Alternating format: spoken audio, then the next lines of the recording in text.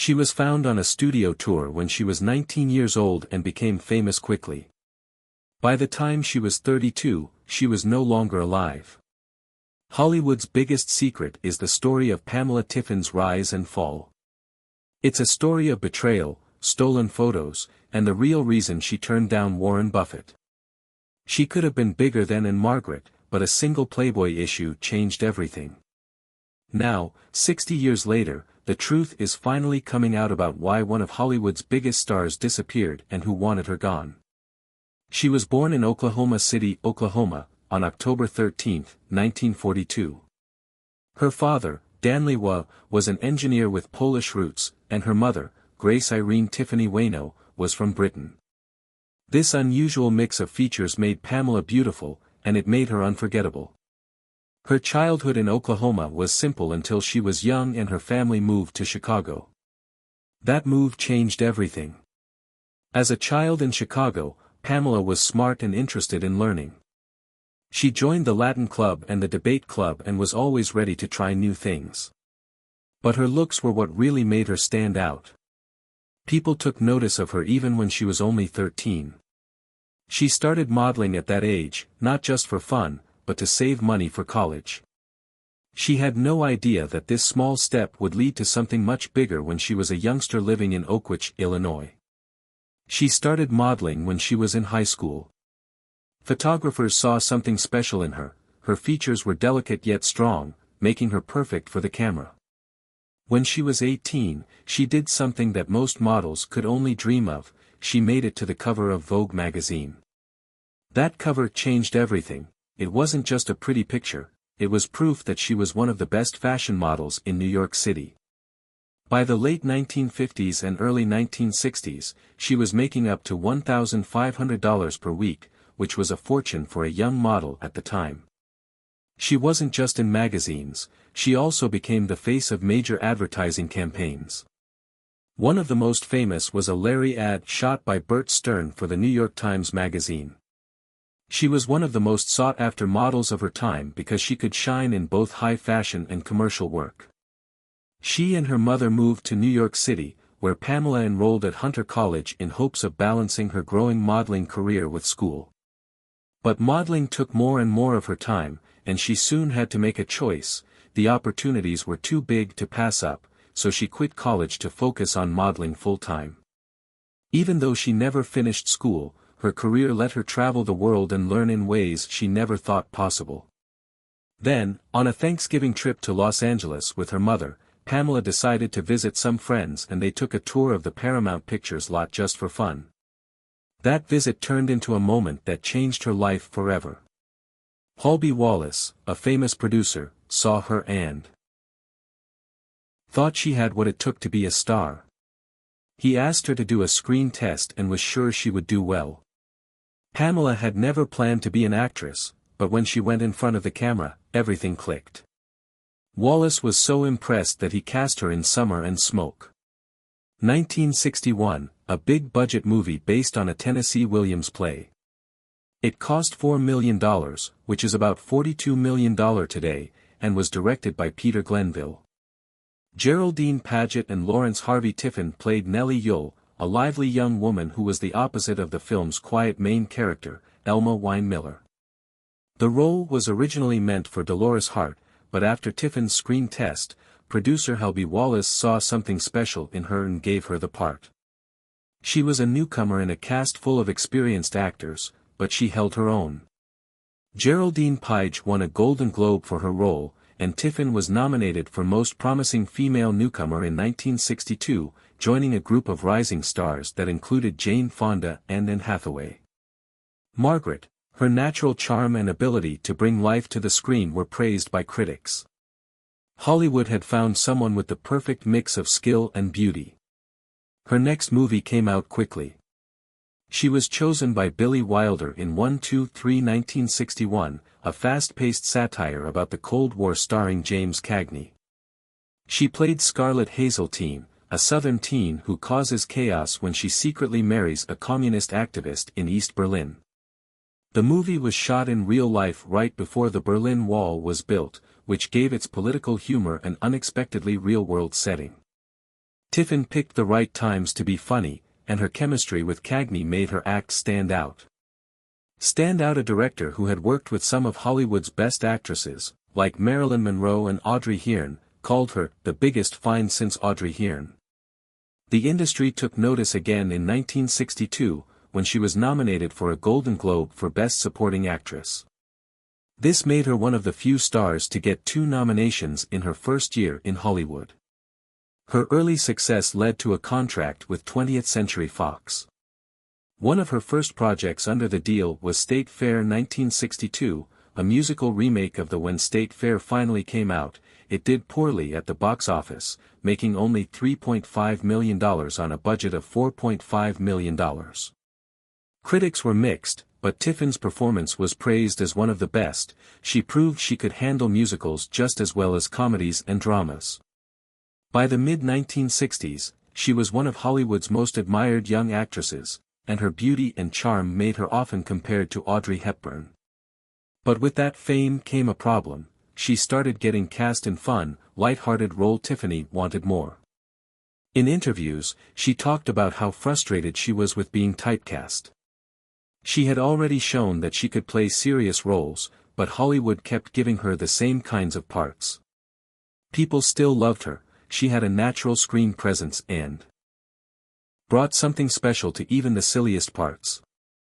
In 1964, Pamela Tiffin's career reached its peak when she starred in the films For Those Who Think Young and The Lively Set, both starring James Darren.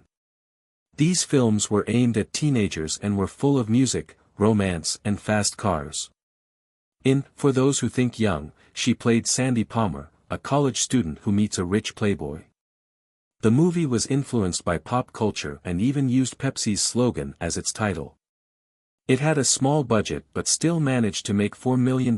Famous people like Mickey Thompson. Pamela didn't like the publicity stunts for the movie, especially having to pose in swimsuits, but her part added a romantic touch to it. These 2 movies helped solidify her reputation as a main actress in movies for young people. In 1963, she showed off her comedic skills in the movie Come Fly With Me, which was about 3 airplane flight attendants who traveled the world looking for love. Adventure. Pamela played Carol Brewster, a young flight attendant who falls in love with an Austrian baron during a trip. The movie was filmed in fancy places like Paris, Vienna, and New York City, which gave the light-hearted plot a sense of luxury.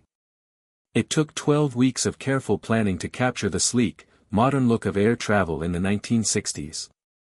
Critics praised Pamela's comedic timing, and while the movie wasn't a big hit at the box office, it did help her reputation as a great comedic actress. By the mid-1960s, she was playing a wider range of roles. In Hallelujah Trail, 1965, a satirical western, she played Louise Gearhart, the daughter of a military officer played by Burt Lancaster. The movie was almost 3 hours long and was full of big action scenes and slapstick humor.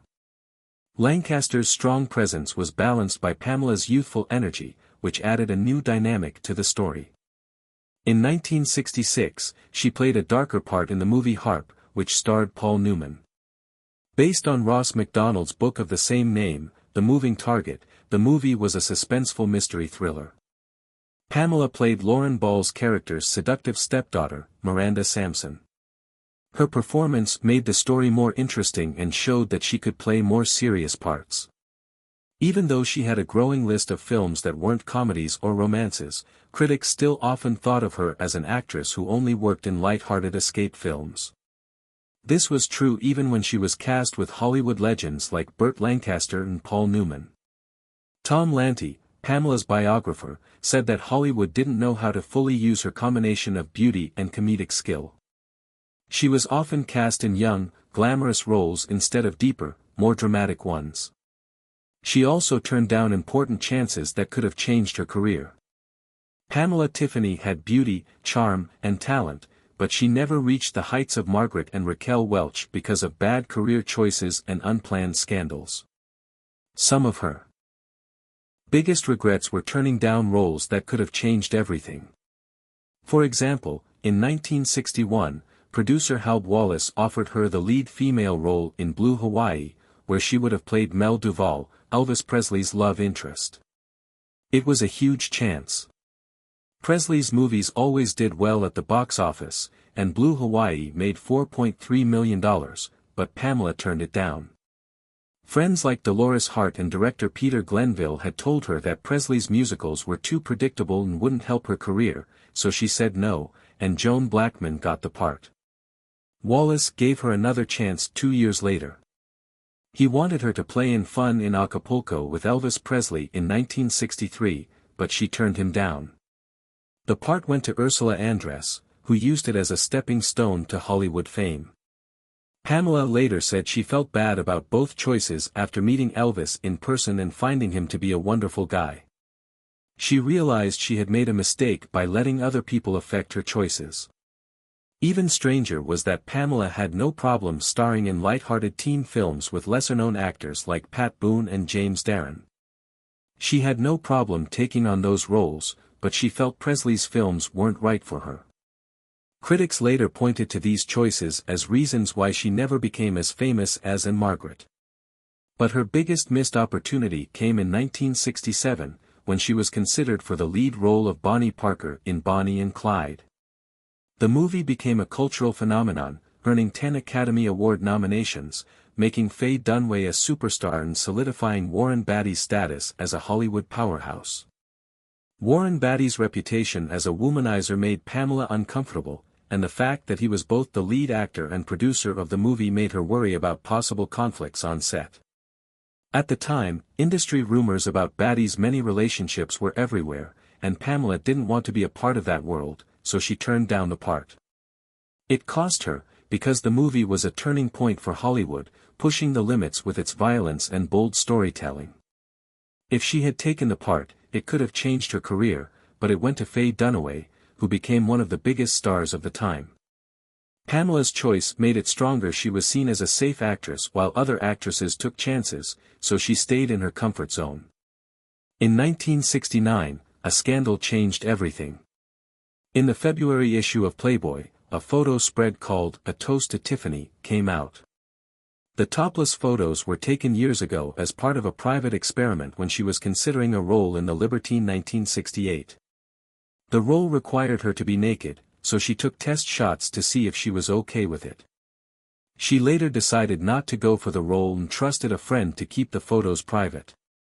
That friend lied to her and sold them to Playboy without her permission. The photos weren't explicit. Flowers and fabrics were carefully placed to avoid full nudity, but they hurt her reputation. Pamela had always kept a good image, and the sudden release of these photos shocked her fans and hurt her reputation. Lawyers told her to sue, but she refused, saying she was afraid that going to court would only make things worse. While this was going on, other actors were using their sex appeal to their benefit. Both Raquel Welch and Margaret carefully managed how the public saw them. They played bold but smart parts that made them stars. Pamela never did that. By the late 1960s, her career was in trouble after she turned down Bonnie and Clyde in 2 big Elvis films. At the same time, actresses like Margaret took on risky parts like Carnival Knowledge in 1971 to show they could handle serious material. With 1 Million Years BC, which came out in 1966, Raquel Welch became a public figure. In 1967, Pamela Tiffin made a big decision. She quit Hollywood and went to Italy in search of more than the same light-hearted roles she had been given for years. She had spent most of her career playing charming but shallow characters in comedies aimed at young audiences. She wanted something different. She wanted to push herself as an actress and figure out what she really wanted. She said this in an interview, making it clear that this wasn't just about films, it was about changing her life. There were strict rules about what kinds of parts women could play in Hollywood, but in Italy, filmmakers were more daring. The country's movie business was doing well, and its films were known for telling bold stories and making people laugh. For Pamela, it was the right place to start over. The Almost Perfect Crime, which she did in 1966, was her first big project in Italy. But it was Torture Me But Kill Me with Kisses, which she did in 1968, that made her a star. It was a satirical comedy that made fun of the overly dramatic love stories that were famous in Italian photo novels. It was Pamela who played Marissa di Giovanni, a woman stuck in a love triangle with fake suicide attempts and crazy plans to kill someone. The movie was a huge hit. People loved how it had both funny and silly parts. In 1969, Pamela starred opposite Vittorio Gassman in the satirical film The Archangel, which was about political intrigue and espionage. Gassman was one of Italy's most respected actors, and working with him gave Pamela a chance to show she was more than just a pretty face. She quickly learned how to make films in the European style, which Gassman himself praised. Hollywood may not have been paying attention to her anymore, but in Italy she was getting a lot of respect. Because of her work in Italy, she was able to work with Franco Nero, who was one of the country's biggest stars. In 1971, they both acted in the stylish movie Fifth Chord. Based on the book Black Day for Aries, Luigi Bazin directed this thriller in which Nero played an alcoholic reporter looking into a string of killings. Pamela played Lou Auer's lover, bringing mystery and intrigue to the story. She later said that she had taken the part mostly for the money, but once filming began, she saw how valuable it was as an art form.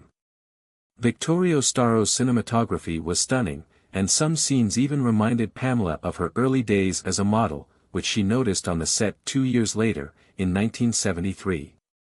She worked with Nero again on De Smith and Johnny Ears, a spaghetti western starring Anthony Quinn, and played Susie Q, a prostitute caught up in a dangerous world of political plots. Nero gave Johnny Ears the Quinn's character's deaf-mute partner who works for the Mexican government. The movie had some intense scenes, and Pamela later said she liked how Nero made sure she was treated with respect on set. By this time, her focus on European films had made her less well-known in Hollywood. She wasn't a big name there anymore. But in Italy, she had built a career that was both exciting and unpredictable. She had taken risks, challenged herself, and stepped away from the safe path. She had left the Hollywood system for a time and found something much more rewarding. There were two very different parts to Pamela Tiffin's love life. Clay Felker, a journalist who would later help start New York Magazine, was her first husband. They got married on October 6, 1962, when Pamela was 20 and at the height of her Hollywood career, and Felker, who was 12 years older, was already famous in the publishing world. At first, they seemed like the perfect match. While Felker was shaping the future of magazine journalism, Pamela was starring in films like State Fair and 1-2-3. Their jobs kept them busy, and for a while they were able to make it work, but Felker's devotion to his magazine by the mid-1960s, Empire, and Pamela's constant travel for film shoots had caused distance between them. By 1967, Pamela had left Hollywood for Italy, drawn to the European film industry and eager for a fresh start. This decision put even more stress on their relationship. 2 years later, in 1969, they were divorced. Despite the split, both continued to be successful. Felker went on to change the way news is done today. Pamela found new opportunities in Italian cinema, where she reinvented herself away from the pressures of Hollywood. Her marriage had been glamorous, but ambition had torn them apart. In 1974, Pamela married Edmondo Dannon, the son of Italian film producer Morello Dannon, and her life took a completely different turn. This time, she chose a quieter road. Soon after they got married, she quit acting at age 32, which surprised many people in Hollywood who still wanted her, but she had other plans. Edmondo and Pamela built a life together out of the public eye. They lived in both New York City and Italy and loved having the best of both worlds. They had 2 girls, Echo Angelica and Aurora. Hilo Echo later followed her mother into the entertainment business, while Aurora chose to live a private life. Unlike her first marriage, this one lasted, and Pamela and Edmondo were together for more than 40 years, until her death in 2020. Even though Pamela stopped acting, she stayed connected to the film world in small ways. In 2003, she appeared with Echo in the documentary Abel Ferrara Not Guilty, but that was the only time she did so because she valued her privacy and wanted a life away from the cameras. With Kill Me My Love, Pamela Tiffin's starring career came to a slow but sure end.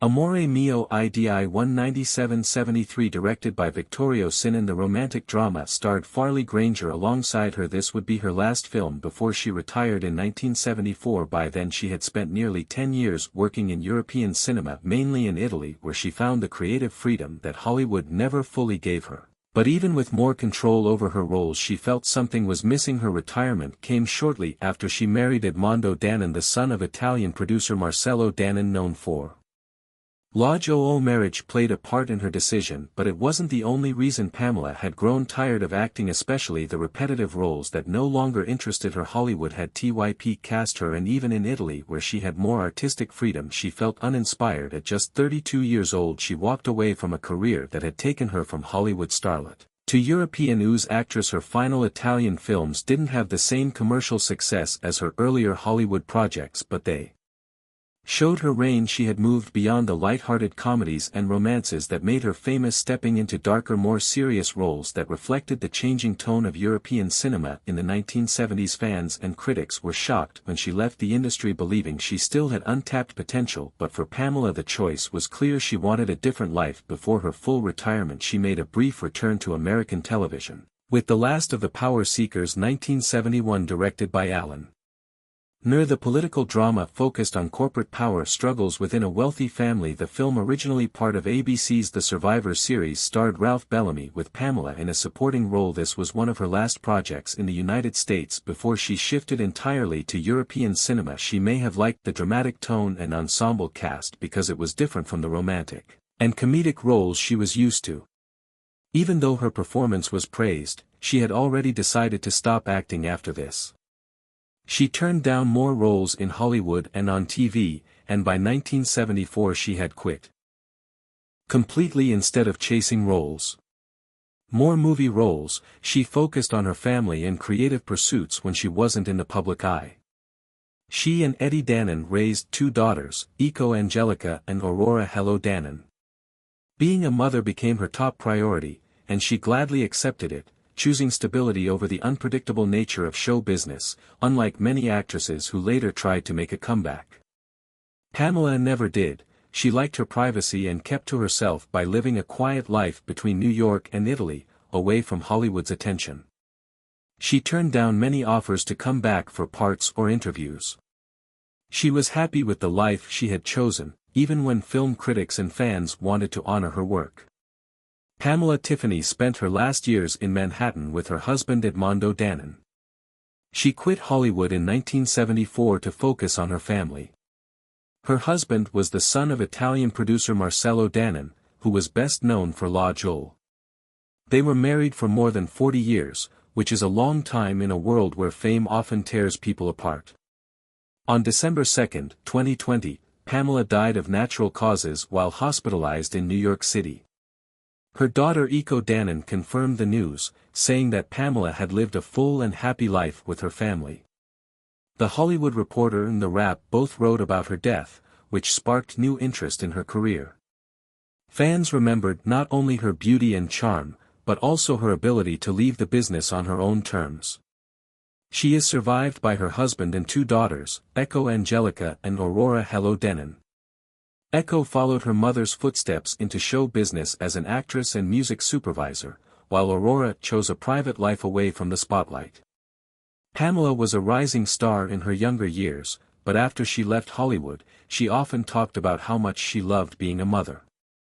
Fans and co-workers never forgot her, and even decades after her last movie came out, people still talked about her grace, humor, and screen presence. Franco Nero, who played her in The Smith and Johnny Ears in 1973, called her sexy, talented, pure sunshine. People who had worked with her or seen her films remembered how well she mixed grace and comedy. She was great at making light-hearted parts feel special, like the flirty Southern belle in Billy Wilder's 1-2-3 1961, or the innocent tourist in The Pleasure Seekers. 1964. She added heart and depth to every role she played. Even though she left the business too soon, her legacy has not faded, and her films continue to captivate audiences, showing that real talent lasts.